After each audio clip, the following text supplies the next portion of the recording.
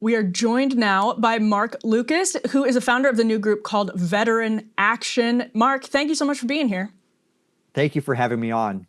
Of course. We're going to talk about the VA. We're going to start here with some clips, actually, of Transportation Secretary Sean Duffy, who has pointed the finger at someone Mark has known for a really long time. That would be Defense Secretary Pete Hegseth. Mark, we should also say, knows Dan Caldwell and some of the others who have been caught up in unfortunate internal drama at the Pentagon.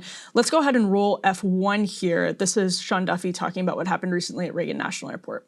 So they have to have a mile and a half nautical separation, nautical miles, 500 feet separation as well.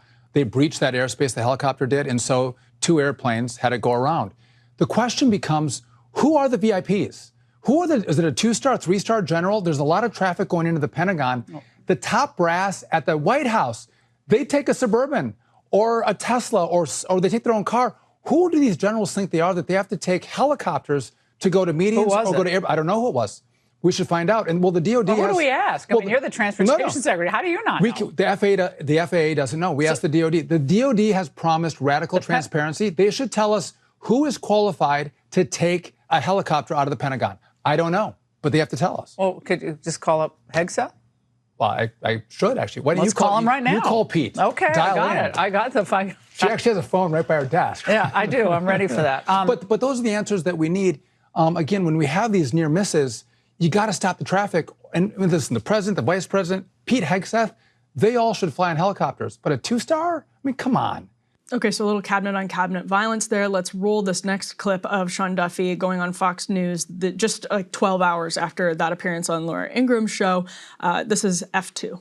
Were you able to find out who was on that flight and why, given what happened with the 67 people whose lives were lost in a similar situation, why would that even be happening? So there are way too many VIPs, is what they call them, at the Pentagon. I mean, I look around the White House. There's a lot of really important people here. They take a Suburban. Why is the Pentagon that much more sophisticated where they have to take helicopters in a really busy airspace? So I'm hoping that we're going to get the answers, but I'm going to congratulate... So you still don't know who was on that flight because our Pentagon folks say that it was a training mission, not a VIP. What do you say? So, but here's the thing. Training missions, oftentimes, if you ever go to a football game and you have a flyover with F-16s, sure. Guess what that's called? A training mission. Okay. So are we moving VIPs and calling it training missions? And how many training missions are you doing in the middle of the day? If you had to train it at a time where we don't have a busy airspace at D.C. I thought that lesson was learned, back on the 29th of January. And you don't have any answer from the Pentagon from last night to today on that? I don't. I think, who qualifies for a VIP? Is it a 2-star general, a 3-star general? I want to commend Secretary Hegseth. He closed down those helo missions for 2 weeks. We're going to look at it together and figure out what is the pathway forward. And Mark, just lastly, I want to put this next element on the screen. This is a Reuters report that Hegseth halted military aid shipments to Ukraine, though Trump never ordered him to do so. So this is talking about just shortly after Hegseth ultimately took office, so months ago at this point. But I wanted to ask you, Mark, you may have some insight onto those training missions or 2-star generals abusing privileges, whatever it is, but just... Dan Salnick, Dan Caldwell, Pete Hegseth, you've known all of them for years. What has it been like for you to watch, as someone who's an advocate for veterans and for a strong military, just to watch all of this drama and chaos play out over the course of the last month? It's gotten pretty ugly. It reminds me of Pete Hegseth's confirmation battle, where we saw an orchestrated and a sophisticated campaign to attack Pete Hegseth because he really presents a threat to the status quo. And to go to the Sean Duffy clips on the airspace, I think it's going to be easy to deconflict that airspace. I agree with Secretary Duffy and Secretary Hegseth. There are way too many people that think they're VIPs at the Pentagon. They don't need to be taking Blackhawks everywhere.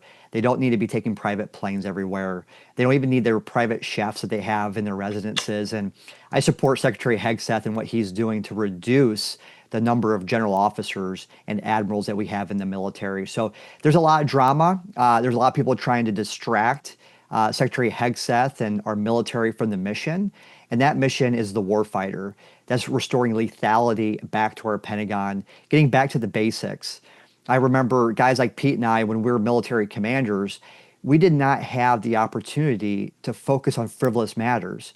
I trained my men to focus on the big four: shoot, move, communicate, stop bleeding. We need to refocus our Pentagon on the fundamentals. I do believe that we'll get refocused here shortly. Am I just oh, go ahead, Krystal.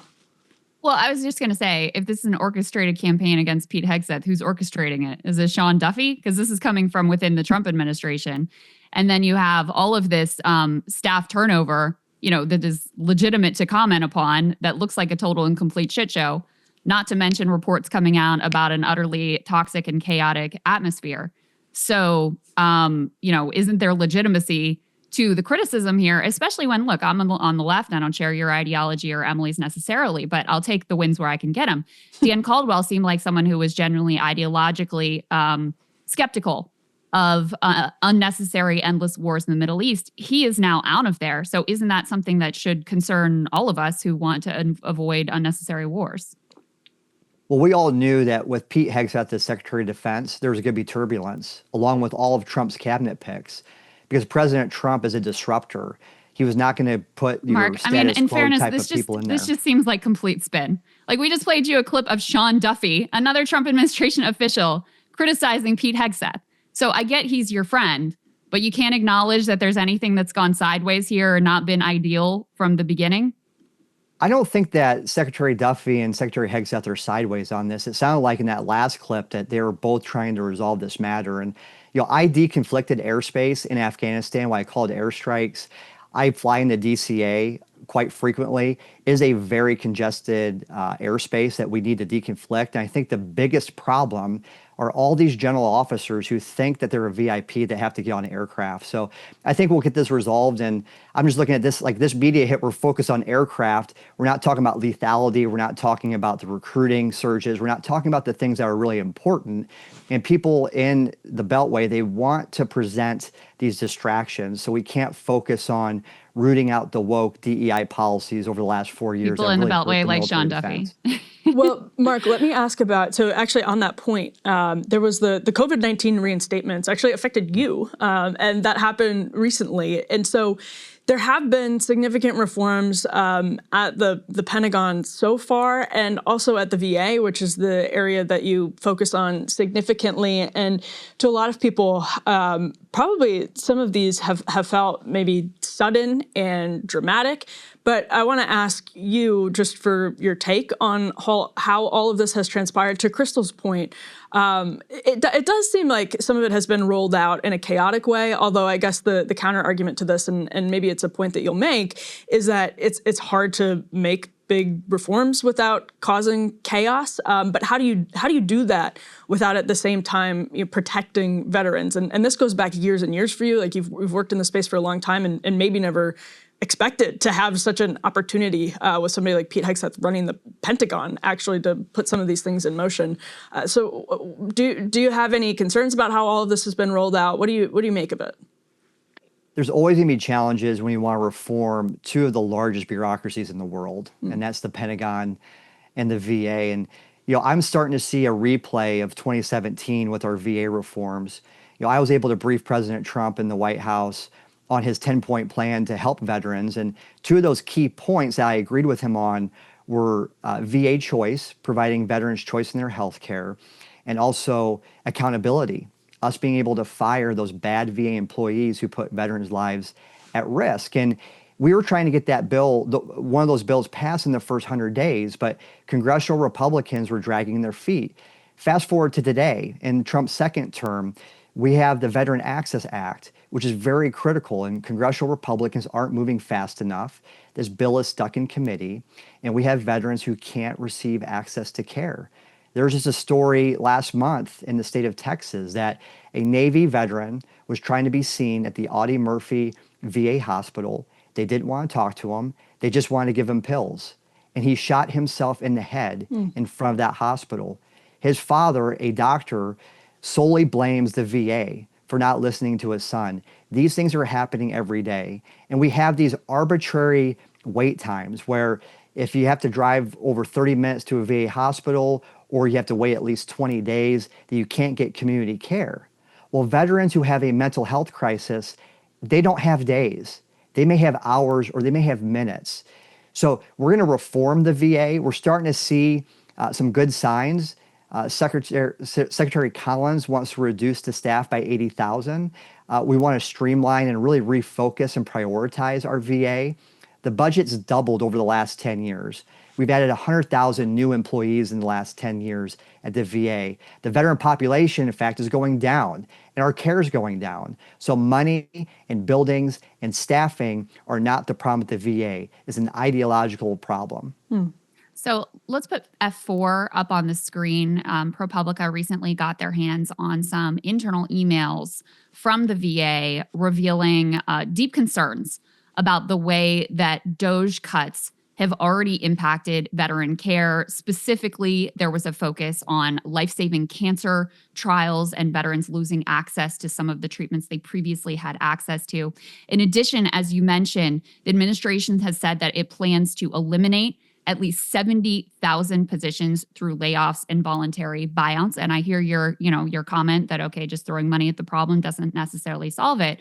But what we've seen with DOGE thus far is that they are not actually going after the lowest performing federal government employees. In fact, their cuts at the Social Security Administration, to take one example, have really hamstrung their ability to provide services to our population. So aren't you concerned that veterans are going to lose access and that the quality of care is going to be further degraded by taking a DOGE-style chainsaw to this workforce?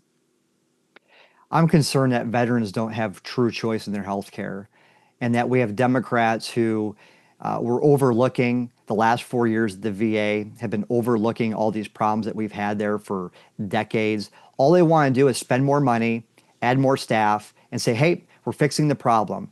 That has not worked. We cannot double down on just adding more money and more people. We have to give choice. And what this will do is veterans, we put on the uniform, we're willing to die for this country. All we want is healthcare choice. So if I can't get seen at a VA hospital, if I'm not happy with my care, I should be able to go across the street to the University of Iowa healthcare system. But if I'm happy with my VA, I should be able to stay there. We just want to present a choice. But what we see is that Democrats and bureaucrats in the VA, they prioritize their bureaucracy and protecting their union jobs over providing care. I believe competition, number one, will focus on the veteran getting the best care, but it also will improve the VA. The VA should be highly focused on post-traumatic stress, TBI, burn pit exposure, those core health concerns that veterans face that are unique to our community. But instead, politicians, they want to just send more money. They want to put a nice fancy name on a bill to say, hey, we served our veterans. And I'll tell this to Republicans and Democrats alike. You need to deliver. You want veterans in your campaign ads. You want veterans to show up and vote for you. You need to go to Washington and you need to deliver. You have not delivered for decades, and veterans are not happy with the care that we're receiving at the VA.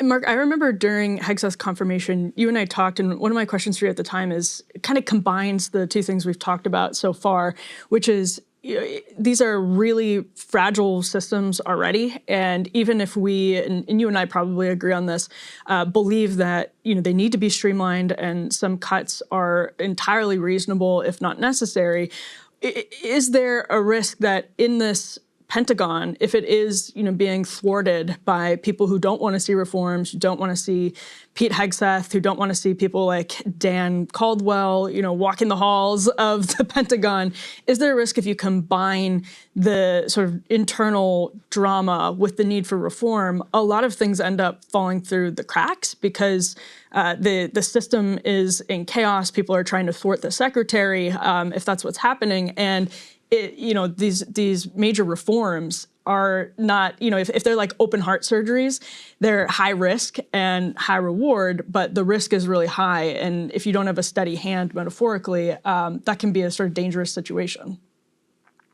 I always forecasted that the biggest war that we were going to see in our military was going to be inside the walls of the Pentagon.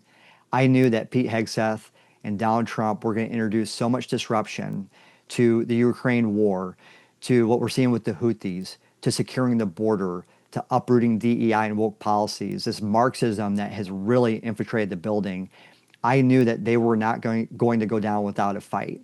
So I expected this, and I believe that we're on the right path. I do believe that under President Trump and Pete Hegseth and guys like me who fought in these forever wars, that we do not want to be entangled in foreign engagements like our founding fathers warned us about, and we want to get back to the fundamentals. We're going to break a lot of China, and we have to, because we've had decades of these entrenched special interests. These military industrial companies that were more focused on their bottom line than actually winning our wars, serving the American people. We're going to get back to those fundamentals. And I can't overstate also the southern border. I never looked at the border as a political issue. I never looked at it as an immigration issue. Our borders are a part of our national security strategy. If you talk to any private who served in Iraq or Afghanistan, they will tell you the number one priority in theater is establishing 360-degree security. Well, we have had no operational control of our southern border. So you're looking at all these domestic priorities, you're looking at the budget, you're looking at our foreign policy. There is a lot of work to do. We knew it was going to be turbulent, but it'll be worth it. Mark Lucas, founder of Veteran Action, thank you so much for joining us and being willing to talk through some of these issues. We appreciate it. Hey, if you liked that video, don't forget to hit the like button and subscribe to Breaking Points. If you want to see the rest of Counterpoints, go to breakingpoints.com to become a premium member and get the full uncut show every morning in your inbox and on Spotify.